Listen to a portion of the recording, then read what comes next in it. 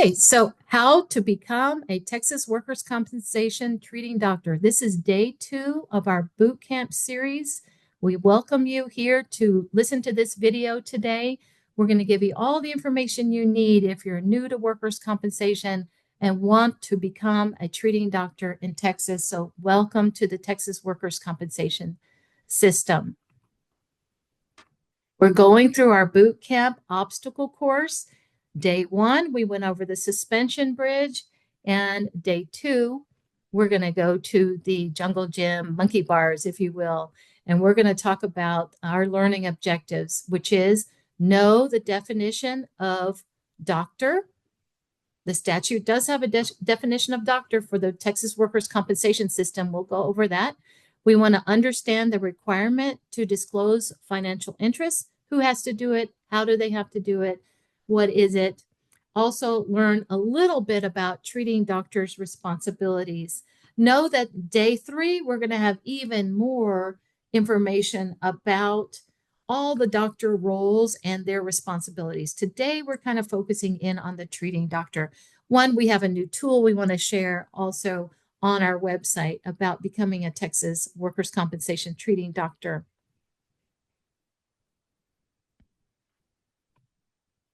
Now, before I get started here, I'm going to show you one of those handouts so you can get around our workers' compensation system. You should be seeing a PDF document, interactive document that you got as handout number 1. This you can save to your desktop, if you will. It is just a way to navigate our website. But if you don't learn anything but this, our workers' compensation A through Z function here is something that you can use to get around our system. It's pretty intuitive. Once you get to the workers' compensation A through Z, you can get around to all of our important chapters. It's not all chapters and all laws and rules, but it is there for you. So the Division of Workers' Compensation is at the beginning and then TDI at the end. We went over it in depth last time, but it's a wayfinder around our campsite, if you will, our website. There's a lot of information out there. Okay, back to becoming a Texas workers' compensation treating doctor. A disclaimer. The insurance code, the labor code, those are the 2 sets of laws that we use, and the administrative code, which are the rules.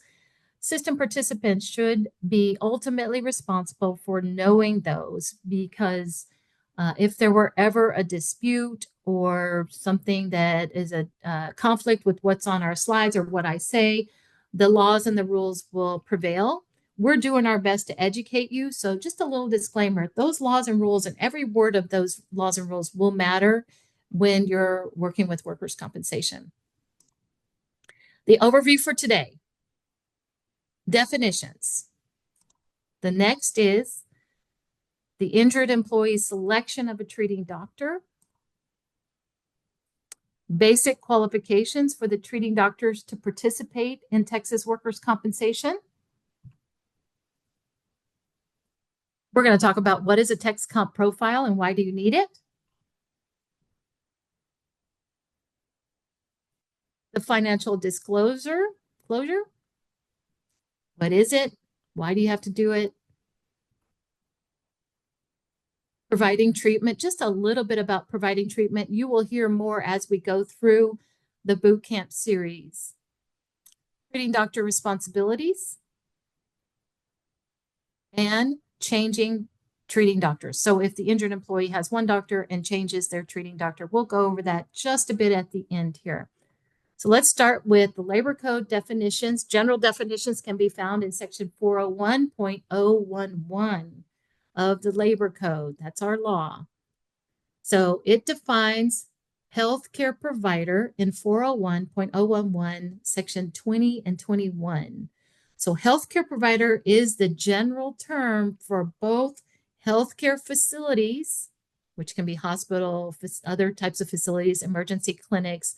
So those type of providers, and then the individual healthcare practitioner. That is someone that's licensed to provide care or a non-licensed individual who provides care under the direction or supervision of a doctor. So the overall provider name includes both of those, but we're going to focus in on practitioner because an individual is the treating doctor. So definition of doctor found in that number 17 of 401.011. A doctor in our system has to be one of these types of license type.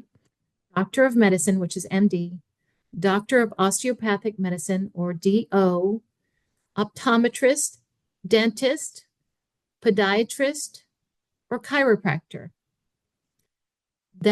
Those types meet the definition of doctor in the workers' compensation system. Notice you're not seeing any physician assistant or nurse practitioners.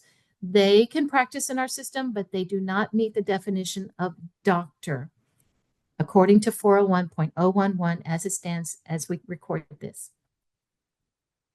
Now, there is a special section or adjustment, if you will, for chiropractors in the labor code 413.011. And it basically says that chiropractors are not restricted from serving as treating doctors.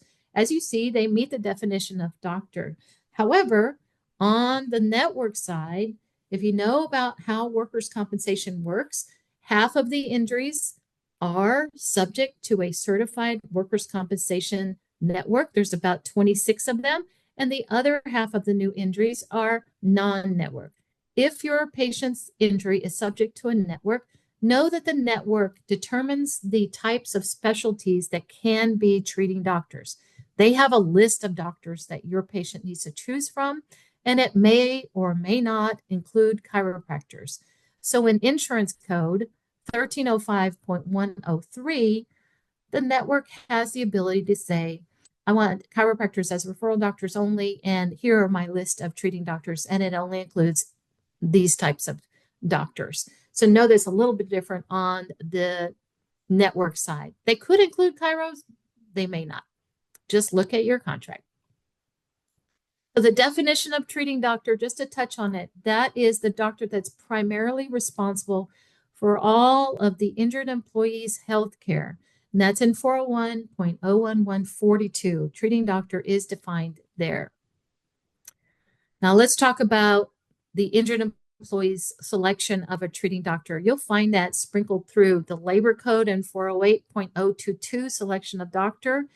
In the Texas Administrative Code, also known as the Rule 126.9, choice of treating doctor and liability for payment, and also on the insurance code that governs the Certified Workers' Compensation Networks, 1305.104, talks about selection of treating doctor. Just a commercial here. There is language still in our law that talks and refers to an old provision called the approved doctors list. I was there in 2007. It was 2 years that we had an ADL. This is where treating doctors, even just treating doctors and referral doctors, all had to train to become a treating doctor. That only lasted 2 years and it is gone. So there is no more approved doctors list or ADL. It ended August 31st, 2007. However, during that 2-year period, if a doctor was denied or removed from the ADL, they still face those restrictions. They can't practice in our system unless they've been officially reinstated. So in our system, doctors don't have to train or test to treat Texas injured employees anymore because the ADL is gone. The injured employee has a choice for treating doctor. They can pick any willing doctor to treat their injury or illness that's work-related. That's found in 126.9. If that injury is subject to a network, then that injured employee must choose from the list of doctors that the network provides. Remember that one person could have 2 injuries. So one injury could be subject to a network. The other injury could be non-network. It's injury dependent or claim, if you will. So if their claim is subject to a network, then they're entitled to their initial choice of treating doctor from the list that the network provides. And that doctor is contracted with the network unless they got special out-of-network approval. So basically, the injured employee has a choice of treating doctor unless they're in the network, and then they have their choice within the list. Typically, according to 126.9, the first doctor that provides healthcare to the injured employee is considered their first choice of treating doctor. There are some exceptions written into that part of the rule. The exceptions are if the doctor's salaried by the employer. They can't be the treating doctor. That's an exception to say they see the company doctor first. It can be their treating doctor officially for their claim. Also, doctors recommended by an insurance carrier or by the employer. The injured employee has a choice to go there or not. And if they do, if they continue to receive treatment from that doctor for more than 60 days, that becomes their treating doctor. Now, if they go to the emergency room, that emergency room doctor is not their treating doctor unless the injured employee continues to receive more than just follow-up care with that emergency room doctor. So know that the injured employee has choices for their treating doctor with these exceptions. Now the steps to become a treating doctor. We have a new tool out on our website. It is on the healthcare provider page. You'll see a picture of it right here on this slide. It is a 2-pager on checklists on how to become a Texas workers' compensation treating doctor. I'm going to go through each of those steps here in the next following slides. Step 1, what are the licensing requirements to become a treating doctor? Treating doctors must have an active medical license to practice in their jurisdiction. Jurisdiction meaning like if I'm practicing in Texas, I'm an MD, I need to have a license in Texas to practice.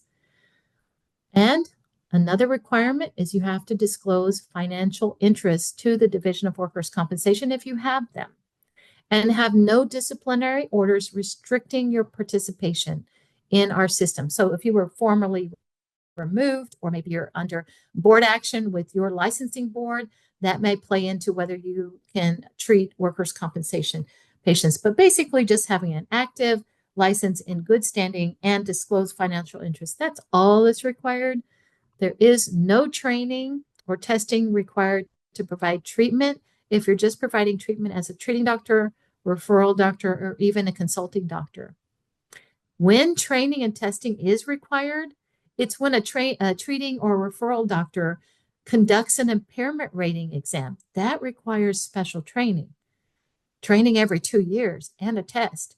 So know that if you're going to conduct an impairment rating, you do have to be certified. All designated doctors are specially trained and tested in our system, and also RME doctors, or required medical exam doctors. Those are the insurance carrier doctors, if you will. You'll find more about that in the citations below on this slide. But basically, active medical license, no training and testing, disclosed financial interest. We'll talk more about that. Step 2, a TxComp profile. TxComp is the name of a database. And this is where you get healthcare practitioners, individuals, including treating doctors, can set up a profile. TxComp, like I said, is a database. It's publicly available through our website for people to have their profiles and other types of healthcare providers.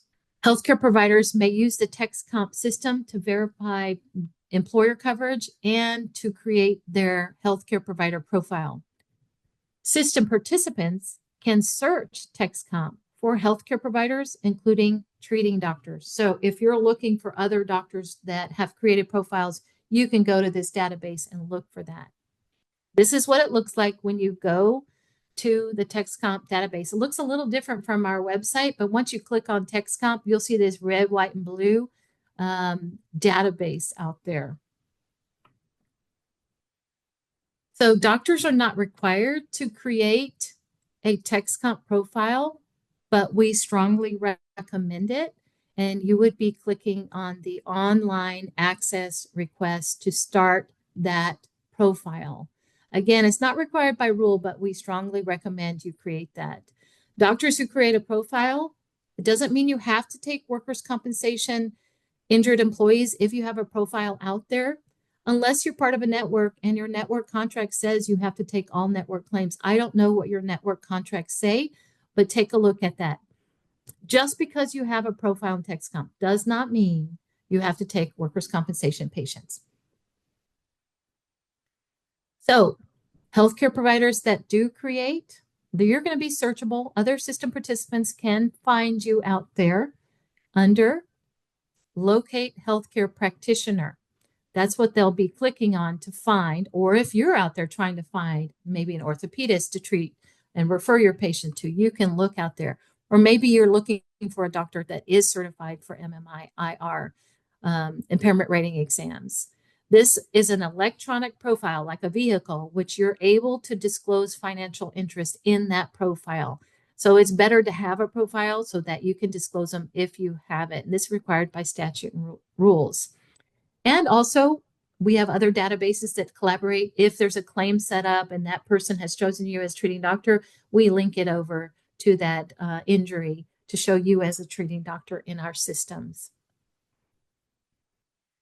So you need to check and see if you're, say, the clinic administrator or you're working with your doctor, you want to check and see if that doctor already has a profile. They may have set one up years ago and not remember. So check to see if they have a profile before you just go create a new one.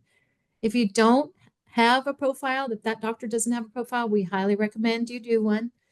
And if the doctor has a profile already, you need to check all tabs in that profile to make sure all the information is correct. If you need help accessing that profile, you go to the Get Help section on the TxComp webpage. This is what the TxComp claims and coverage systems looks like. And at the very bottom there, it says Get Help. It's going to give you information on how to, say you forgot your username, your password, that sort of thing. Usually it's the healthcare practitioner that needs to get the username and passwords set up. So this is information for you on the Get Help section. Also at the bottom, just below Get Help, there is a video down there. So you can watch it. I have snipped out a little bit of this video to play for you. In the next slide, it's 3 minutes. I'll play for you. And especially pay attention if you're the clinic administrator and you're trying to go out there and update your doctor's profile. It's going to give you a little bit more about the TxComp profile and how you would access it. So let me start this video next.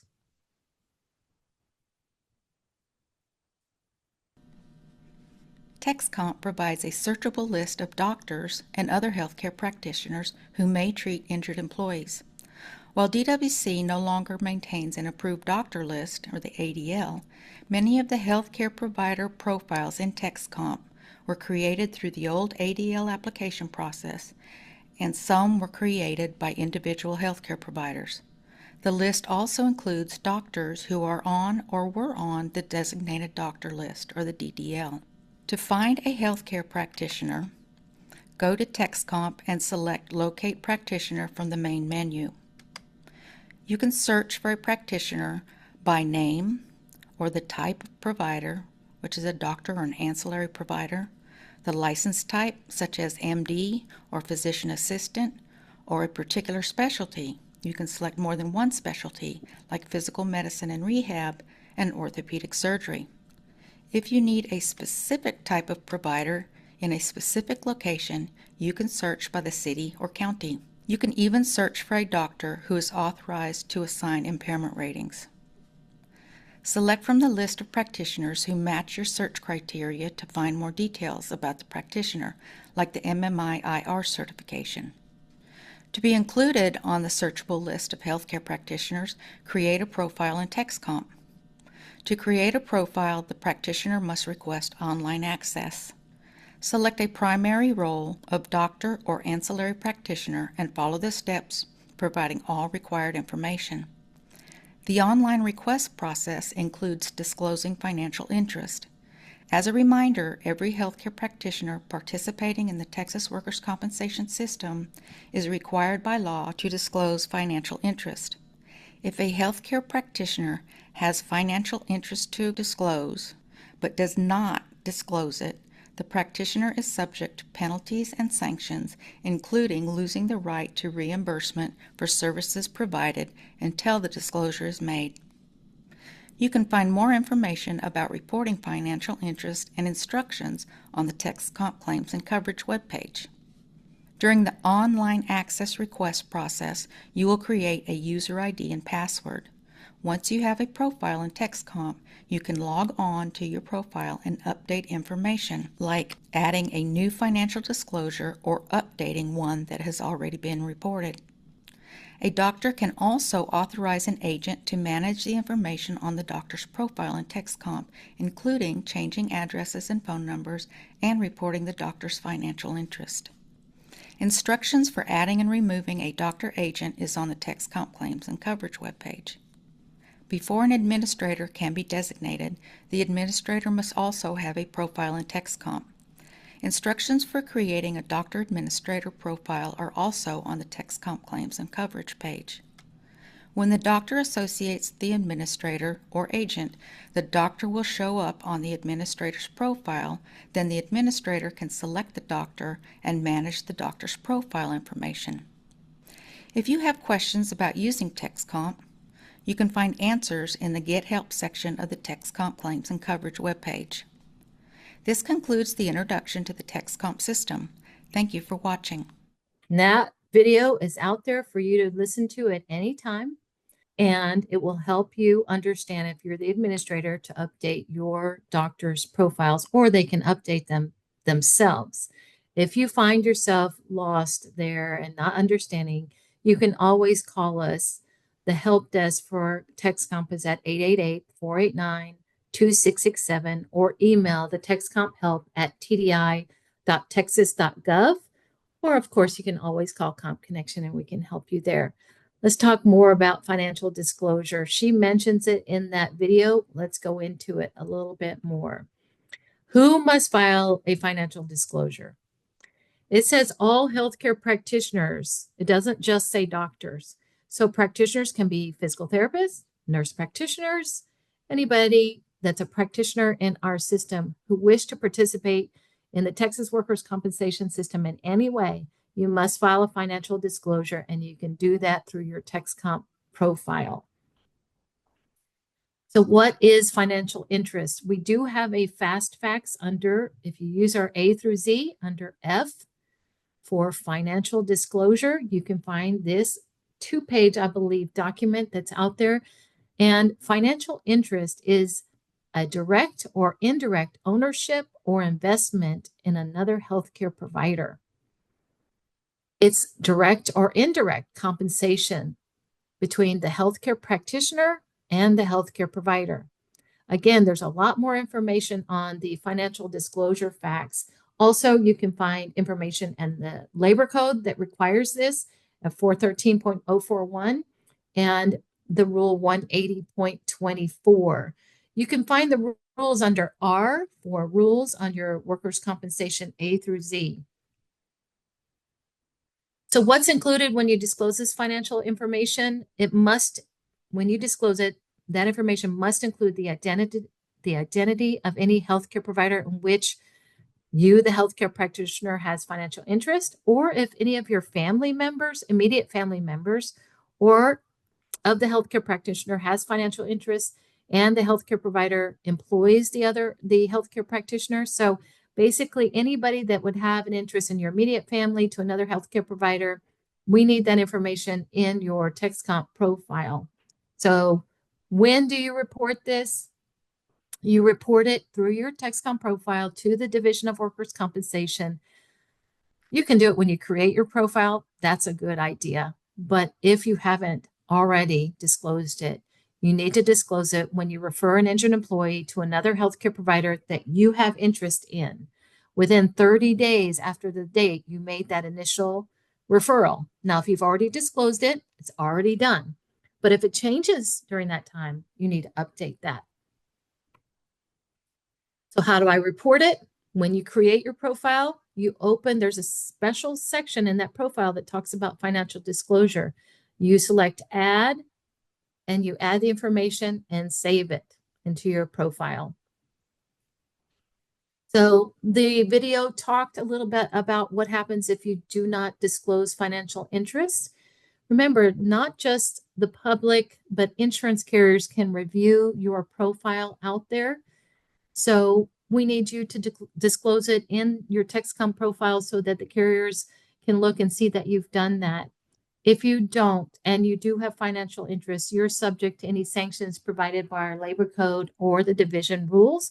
You're going to risk an administrative violation of that. And you could lose reimbursement for those services that you provided before you completed that financial disclosure. So know that you have to disclose it if you have it.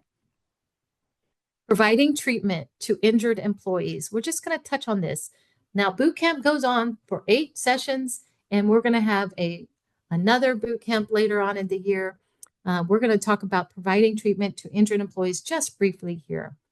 So if your doctor has completed steps 1 through 3 of that checklist, there's no required training or testing to provide treatment to non-network claims.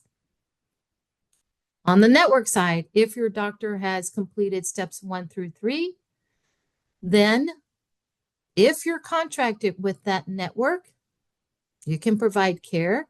Or if you're not contracted with that network, remember there's about 26 of those networks, and about 50% of our injuries these days are subject to a network. You need to have special out-of-network approval in writing to take that case. Unless it's an emergency, any network patient or claim can go to any emergency situation without having that contract. But if you're going to be the treating doctor, you need to have a contract or special out-of-network approval. To become contracted with a network, a doctor should review on our website what are the WorkCompNet, which is Workers' Compensation Certified Networks, credentialing requirements. We don't know what each of those networks require, but start here and review this section of our website. If you go to N for networks, you can make your way to this information. Contact the individual networks directly if you want to join their network. It is not in any willing situation, though. Just because you're willing to join their network doesn't mean they have to accept you. You're going to ask them what their network credentialing requirements are. We can't guarantee that they'll take you or not, but you can contact them directly and ask what their credentialing requirements are. How do you find those 20-something networks? Again, N for networks.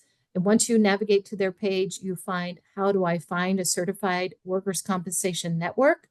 We have another bootcamp topic on networks, but you will navigate to that page to find them, and you can search by county or just by a list. The Texas Administrative Code on the Texas Department of Insurance side, 10.84, talks about treating doctors as it relates to networks. So remember that network, just because you want to join one doesn't mean they have to accept your request and allow you into the network, but they may. Treating network claims. The network contract should, if you do secure a contract with that network, you're going to have information about reimbursement in that contract. Our non-network fee guidelines do not apply. You're going to have to look at your contract to determine how much you're getting paid. Pre-authorization steps and requirements are also in the contract, and the contracts are required to have treatment guidelines and return to work guidelines that your doctors use for evidence-based medicine on recommended treatments and disability durations for certain types of injuries, for certain types of jobs. So read your contract. I hear a lot of the networks use the non-network treatment guidelines and return to work guidelines, but you need to check your contract to see which one they consider their treatment guidelines and the return to work guidelines use. So treating doctor responsibilities. The treating doctor should timely and appropriately, of course, comply with all of our requirements. Any reporting that we require of you, disclosing financial interests, and lastly, impartially evaluating an injured employee's condition. We rely on you and your credentials as an MD, DO, and all the other types of doctors to impartially evaluate that injured employee's condition and provide quality treatment to them. The treating doctor is primarily responsible to efficiently manage and coordinate all the healthcare for that compensable injury.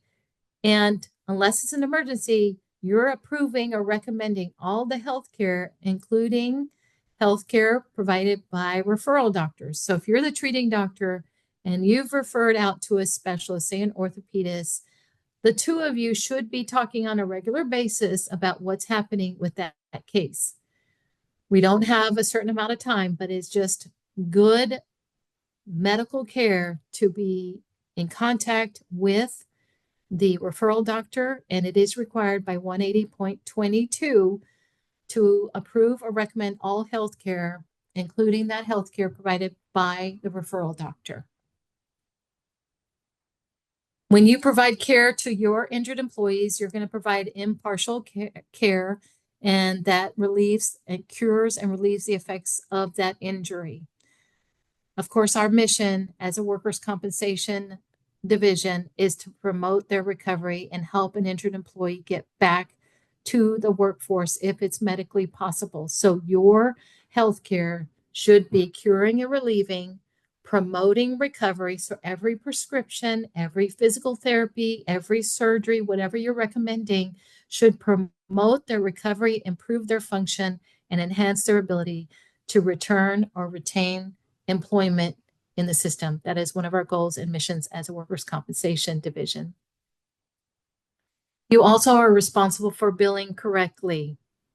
We basically use Medicare payment policies, current CPT codes, current HCPCS codes, ICD-10 codes. We expect you to bill correctly with the correct modifiers. So know our laws and rules, and some of our other topics in the boot camp also talk about billing correctly and more in depth. You also have a responsibility as a treating doctor to communicate the injured employee's abilities back at the workplace. What can they do safely without harming themselves or other people? This is your primary communication form, the DWC 73 work status report, to communicate back to the injured employee, number one, and number two, the employer. The employer has to make the employment decisions. The treating doctor, we need your expertise to tell us what the injured employee can and can't do.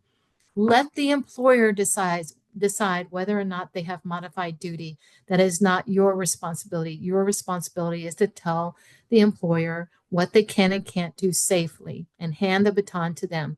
Again, when you're filling out that work status report, it is a good time to talk to the injured employee about return to work. What do you expect their recovery to look like? Have that conversation. It should not be a secret that the goal is to try to get them back to work. The sooner they return to work, the faster they heal.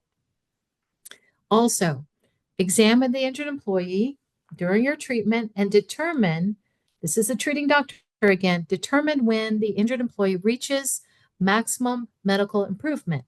That means that they've reached as good as they're going to get medically. It's a date. This is a treating doctor's responsibility, and you can express that date by completing the DWC Form 69 Report of Medical Evaluation. This is only for a doctor to fill out. And let me add, the DWC Form 73 can be filled out by a PA, physician assistant, or a nurse practitioner, but the Form 69 is only a doctor. You do not need training and testing to assign a date for MMI date. But if there is a possibility of impairment, then you need to refer to someone that is trained and tested in assigning a permanent impairment, or if you're trained and certified to do an impairment, you can do that also. But say it's a minor injury, you're just putting them at MMI date, you can fill out the Form 69 with no training and testing. Also, the treating doctor must comply with all applicable provisions of the ADA, or the Americans with Disability Act. When you're providing treatment, Rule 137.100 comes into play for non-network. This is our evidence-based treatment guidelines. This is the ODG, is what we use for non-network. And I hear for networks, they have chosen, some of them have chosen ODG as their treatment guideline. This is evidence-based medicine of recommended, conditionally recommended, or not recommended treatments in the workers' compensation system. If you are part of a network, you're treating a network claimant, check your contract to know what treatment guideline is outlined in that contract. This is a commercially available subscription, if you will. So it's a live breathing document. So as scientific studies come out, they may update it. So if you have a book, it probably will get outdated. The best practice is to have a subscription to ODG.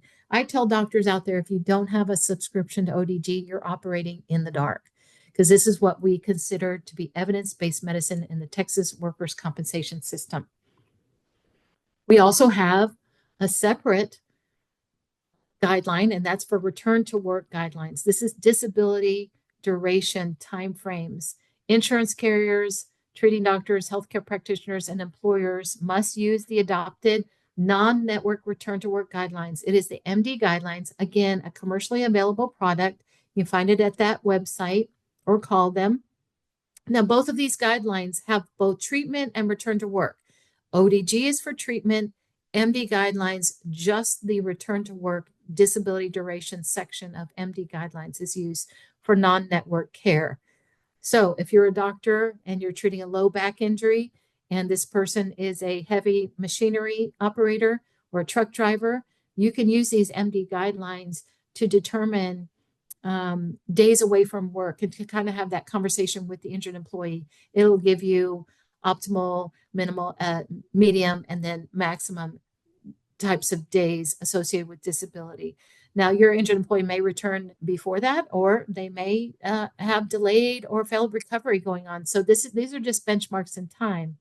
For network claims, check your contract to see which return to work guideline they have outlined in your contract. So these are, again, evidence-based medicine on many, many claims out there. They're looking at disability durations. So we have talked about what it takes to be a treating doctor, how the injured employee selects that doctor, and creating your TxComp profile and your financial disclosure, providing treatment under the guidelines, evidence-based treatment guidelines, and return to work guidelines.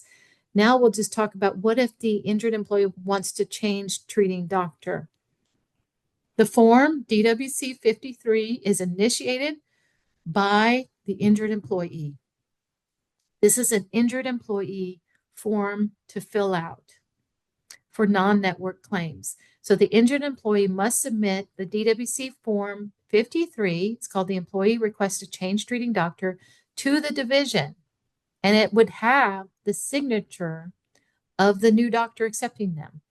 For those claims that are subject to a contract, like a network or a political subdivision that's operating like a certified workers' compensation network, the 53 is used for non-network only. So check with the network to see what they use for change of treating doctor. So the injured employee files it with us. It must include a signature from the accepting new treating doctor.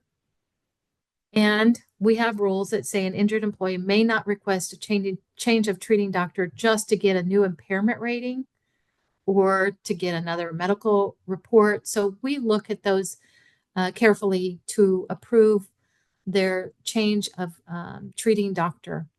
So that's why the injured employee submits for non-network injuries to the division for their approval of that change of treating doctor.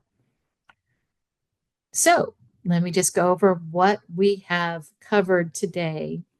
Definitions, process for them to select a treating doctor, basic qualifications for treating doctors to be participating in the workers' comp system, your profile, financial disclosure, a little bit about providing treatment, treating doctor responsibilities, and change of treating doctors. That's what we've covered. Next, we want to see how well we taught you. We want to train your brain or flex your knowledge and pull up some polling questions. So the first question we'll go over is, can a nurse practitioner be a treating doctor in the Texas Workers' Compensation System? Well, the first thing I would wonder is, does nurse practitioner meet the definition of doctor? That would be no. However, nurse practitioners are providing services to our injured employees. Their supervising, delegating doctor is the treating doctor in that case. So the answer is no. A nurse practitioner today cannot be a treating doctor by definition right now. So some of y'all answered yes. Just wanted to hopefully explain that to you. Question number 2, if you'll scroll down. Are all types of healthcare practitioners, including doctors that provide healthcare services in the Texas work comp system, required to disclose financial interest? The answer is yes. So even if you're a physical therapist or a psychologist or another type of practitioner that's an individual providing services, you need to disclose financial interest if you have it. Does a doctor, number 3, does a doctor have to attend training every 2 years and pass a test to become certified to conduct an impairment rating exam? And that is true. We've made it easier. They have to train every 2 years, but only pass the test once, and then it's over for the testing. They do have to train. Now, if they're doing an MMI exam, that does not take certification, but if you're going to conduct an impairment rating and come up with a percentage, you have to have this special training and that one test. So the answer is yes. Number 4, is a treating doctor responsible for determining the date of MMI? And if there is a possibility of permanent impairment, coordinate or conduct themselves that impairment rating exam if they are certified? The answer is yes. A treating doctor does need to determine that date of MMI. What is the name of the form for number 5 the doctor uses to communicate the work status to the injured employee and the insurance carrier and the employer? It's a work status report, not the report of medical evaluation. That is for the MMI portion. So thank you for participating. We did pretty good. You can always contact us if you have questions. You can email us 24/7. We'll get to it the next working day, or call us at Comp Connection at 800-252-7031, option 3. This concludes today's webinar. Thank you so much.